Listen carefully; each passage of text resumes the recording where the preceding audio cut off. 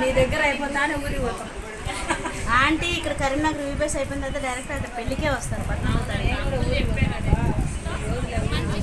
సేవకురాలందరికీ సేవకులకు నా పక్షం ఉన్నవాడు సైన్యములకు అధిపతియు వేవేల దూతలతో కొనియాడు. ఆ పాట ద్వారా దేవుడు నాతో మాట్లాడాడు. దేవుడు మంచి టైం ఇచ్చాడు,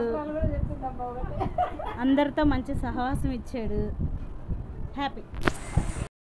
వీడియోస్ ఎలా అనిపించింది? చాలా బాగుంది నాన్న. అంటే మీరు లెసన్స్ ప్రిపేర్ అయ్యేటప్పుడు మీకు ఏమైనా కష్టంగా అనిపించిందా? ఏం కష్టం లేదు, సంతోషంగా ఉంది. చాలా సంతోషంగా ఉంది. ఇంకా కొన్ని రోజులు ఉండాలనిపించిందా? 5 days అయితే బాగుండు అనిపించింది. మీరు లెసన్స్ ప్రిపేర్ అయ్యేటప్పుడు ఏమైనా కష్టాలు పడ్డారా? అంటే పిల్లలతో మీకు ఏమైనా డిస్టర్బెన్స్ ఏమన్నా అయిందా? లేదు, అందరూ హ్యాపీగా ఫీల్ అయ్యారు. అంటే మీకు ఈ వీడియోస్ ఎట్లా అనిపించింది? చాలా బాగుంది నాన్న, ఎంత హ్యాపీగా ఫీల్ అవుతున్నా. సాటిస్ఫై అయ్యారా? చాలా సాటిస్ఫాక్షన్ అయిపోయాను.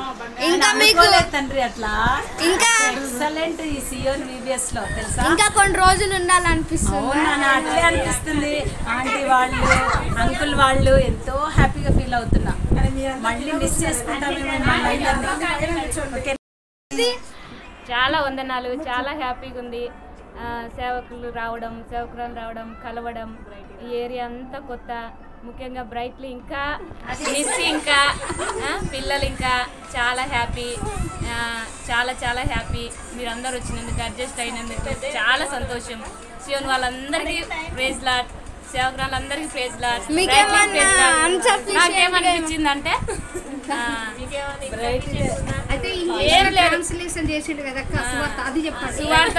సువార్తలో బ్రైట్లీ చాలా మంచిగా ట్రాన్స్లేషన్ చేసినాడు. చాలా హ్యాపీ అనిపించింది. చాలా మంచిగా, ఇంకా అంతకంటే గొప్పగా కావాలి, ఇంకా గొప్పగా అనిపించింది.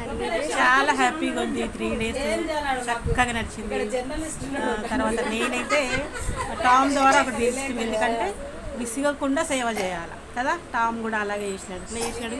సువార్త ప్రకటించినటువంటి టైంలో కూడా, అంటే తన కాళ్ళు చేతులు ఏవి లేనప్పటికీ కిటికీ ద్వారా తను ఏం చేస్తూ వచ్చినాడు, స్వార్థను అందిస్తూ వచ్చినాడు కదా. పేపర్లో రాసి అది స్వార్థ పేపరు అట్లా పైనుంచి వేయడం ద్వారా అది అక్కడ ఉన్న వాళ్ళందరికీ కూడా అందుతూ వచ్చింది స్వార్థ కదా. అట్లా ఏ పరిస్థితి వచ్చినప్పటికీ కూడా, అంటే ఈ లాక్డౌన్లో కూడా మనం స్వార్థ చేయలేము అని చెప్పి చాలా వరకు ఇంట్లో ఉంటూ వచ్చినాం కదా.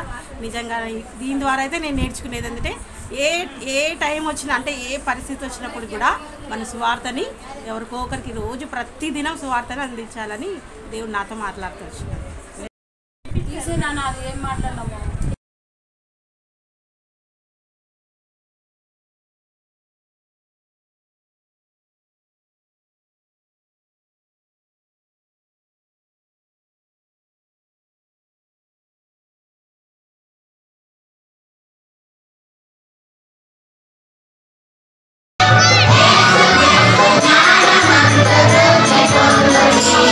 Thank you.